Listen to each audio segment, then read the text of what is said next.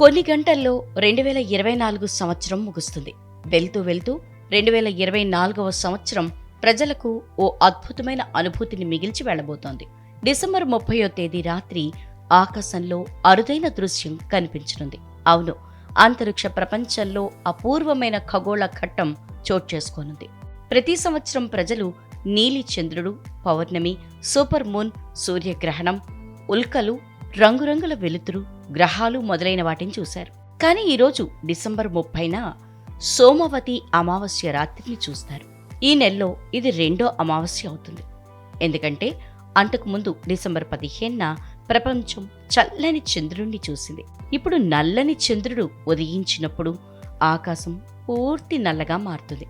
నక్షత్రాలు, గ్రహాలను చూడటానికి ఈ రాత్రి చాలా ప్రత్యేకంగా ఉంటుంది. తక్కువ కాంతి కారణంగా నక్షత్ర రాశులు, గ్రహాల వీక్షణ ఖగోళ శాస్త్ర ప్రియులకు మరింత అద్భుతంగా కనిపిస్తాయి.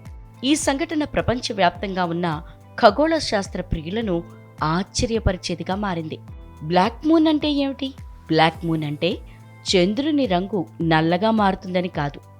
ఒక నెలలో రెండవ అమావాస్య సంభవించినప్పుడు బ్లాక్ మూన్ అనేది ఏర్పడుతుంది. ఇది పౌర్ణమితో వచ్చే బ్లూ మూన్ ఈవెంట్ను పోలి ఉంటుంది. అయితే చంద్రుడు భూమి నుంచి చూస్తే కనిపించడు. సూర్యుడికి ఎదురుగా ఉండటం వలన దానిపై కాంతి పడదు. కాబట్టి ఇలా జరుగుతుంది. బ్లాక్ మూన్ అనేది ఖగోళ శాస్త్రంలో అధికారిక పదం కానప్పటికీ ఖగోళ శాస్త్ర ప్రేమికులు దీనిని ప్రత్యేకంగా భావిస్తారు.